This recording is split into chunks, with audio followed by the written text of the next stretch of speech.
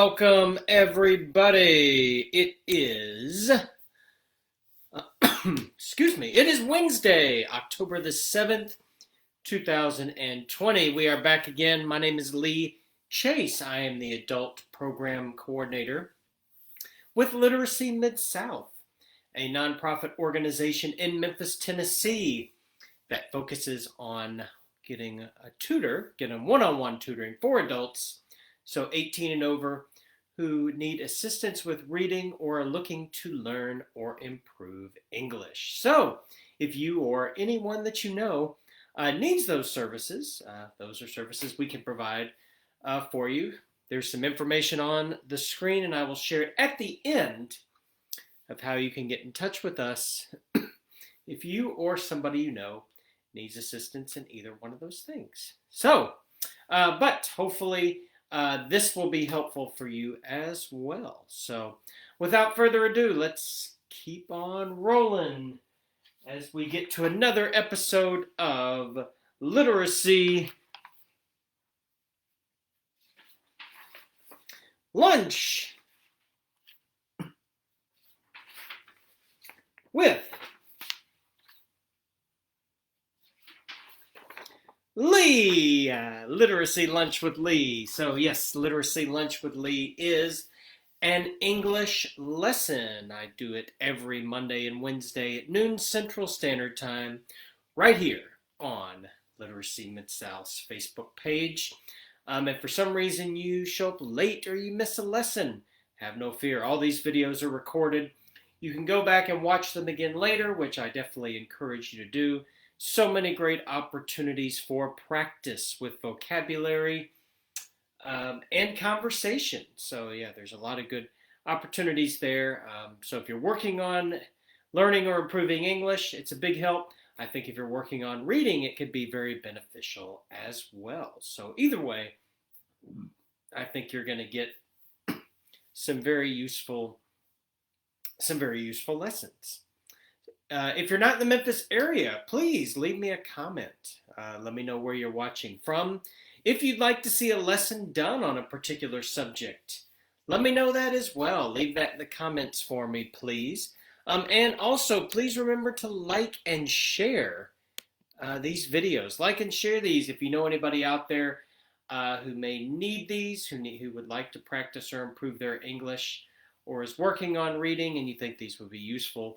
Please share these videos with them. So, all right, let's get started. So we are finishing up. This is our third week on this subject.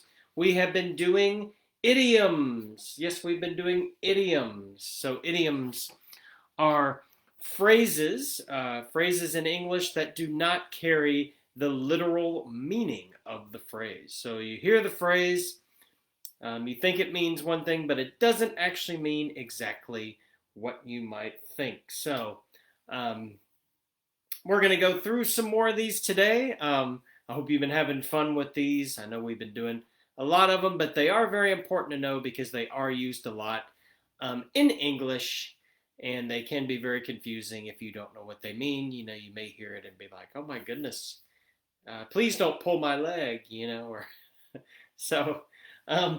Let's get back to some of those. So, if I can get a hold here. Okay, here we go. So first one up is going to be bite the bullet. Bite the bullet. So bite the bullet. So that means you endure in a difficult situation. So you endure in a difficult situation. Yeah, so if you bite the bullet, you're just going to have to deal with that difficult situation. So it may not be something you want to do, but you say, you know what, I just got to bite the bullet. I'm just going to have to do it, even if I don't want to do it. So yeah, bite the bullet. Oops. Yeah, so bite the bullet, yeah, means it's going to be difficult situation.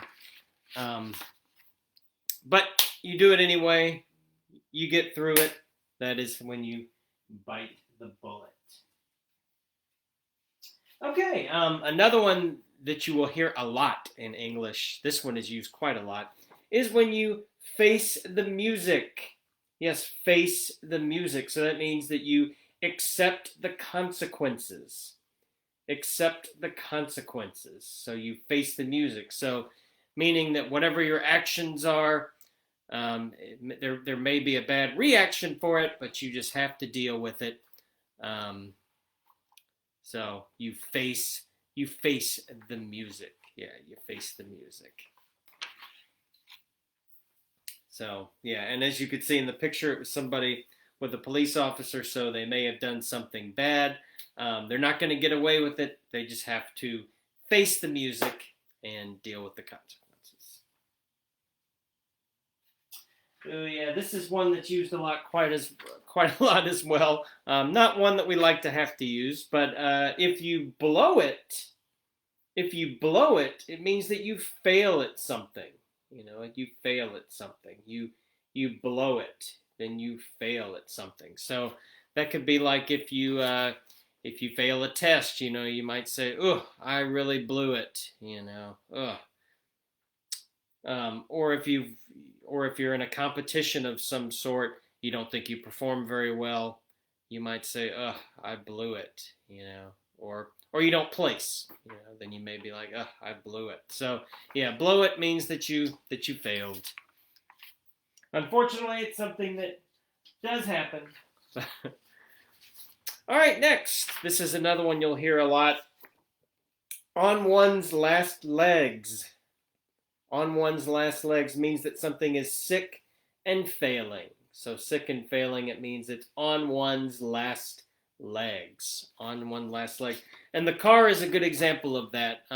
If your car is getting really old and as well, as we talked about in a previous lesson, it's a lemon, you know, it's just kind of junky. It's on its last leg. Then yeah, you might say that that it is on its last legs. On its last legs. If it's not going to be working well anymore. So yeah, that could apply to anything, you know, on one's last legs, you know. I had a computer once I had for a long time. It was getting really slow and I knew that it was on its last legs. So, yep.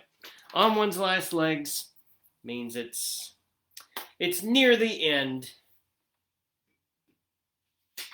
All right, another term that you may hear used a lot is hot under the collar. Hot under the collar means that you're extremely angry. That you're extremely angry if you're hot under the collar.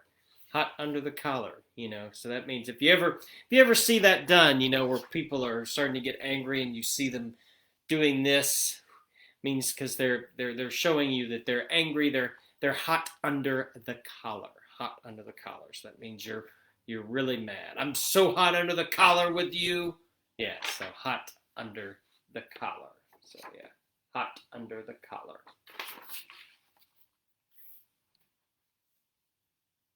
All right. Well, this one is a much happier one than those last few. If you make a splash, it means that you be successful and attract attention. Yeah, you make a splash. So that means something good has happened to you and people are noticing it. So you make a splash. So I mean that doesn't have to be related to money. It could be related to anything, you know, like you've been successful at something else, and people are noticing. So that means that you have made a splash, you know. So say you're an artist, you're painting, or you take pictures, and somebody finally sees those pictures, and then other people start seeing it, and you become well known for your artwork. Then you have made a splash. You have made a splash. Or even as a musician. So yeah, you have made a splash.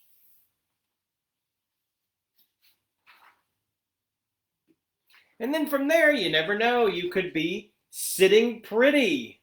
You could be sitting pretty. So that means you are in a fortunate position. So it means that you are in a fortunate position or a good place. You are sitting pretty. You are sitting pretty.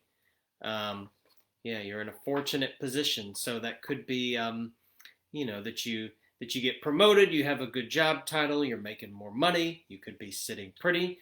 It could go to something else. Like for me, when I paid off I paid off a credit card. I felt so good about that. I felt like I was sitting pretty because I didn't owe that money anymore. So, yeah, any kind of fortunate position that you're in, you are sitting pretty. I mean, for me, I feel like just being alive, I'm sitting pretty. That makes me feel like I'm in a pretty fortunate position just for that. I don't know about you. I'd say um, I am sitting pretty since I get to be here doing this twice a week with you. So, all right, this is one I like to use a lot. I have used this one a good bit. You feel like $1,000,000. You feel like $1,000,000. It means you feel wonderful. You feel wonderful if you feel like $1,000,000. So yeah, you feel great. You feel great. So yeah, oftentimes people ask me how I'm doing. That's how I like to answer. I'll say I feel like $1,000,000. So that means yeah, you're feeling good. Things are good. Things are good. All right, another good one here. Kick up one's heels. Kick up one's heels. That means that you celebrate. You celebrate. If you kick up one's heels, you celebrate. So yeah, you kick up your heels. That just means. I mean, I'm sure you've seen the action number. You can jump up and like kick your heels together. Yeah. So that means that you are celebrating. You don't actually have to do that. Remember, this is not a literal meaning. It's just a term to mean to celebrate. When you kick up your heels, it means that you are celebrating. So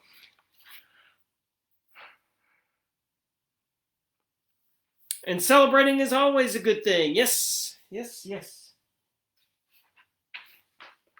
All right. Let's look at a couple more. Okay, so next one. This is a really nice one too. When you bury the hatchet, which may sound like a kind of a sketchy bad thing, but it's not here. Bury the hatchet means that you make peace. That you make peace. So if you and somebody else were not getting along for some reason or another, when you're finally able to make peace with each other, you're finally able to resolve whatever issue you were having. You were able to bury the hatchet. Yeah, bury the hatchet. So you can make peace. That's a good thing, right? Yeah, you bury the hatchet. So bury the hatchet. So yes, I know. Sounds weird, but no, it's a very good thing to be able to bury the hatchet. Bury the hatchet. Okay. All right, one more. One more today. We're paint the town red. Paint the town red. So if you paint the town red, that means you're going to go out and have a good time. You're going to go out and have a good time. You paint the town red. Why red? I don't really know if I know for sure why that's the answer. But yeah, paint the town red. You're going to go out and you're going to have a good time. Yes, so you're going to paint the town red. If you have plans to go out, hit the town, go to all kinds of places, make a big night or day or night out of it, you're going to paint the town red. So that's another very commonly used expression, or at least I don't know how commonly it still is used now, but you might hear it from time to time.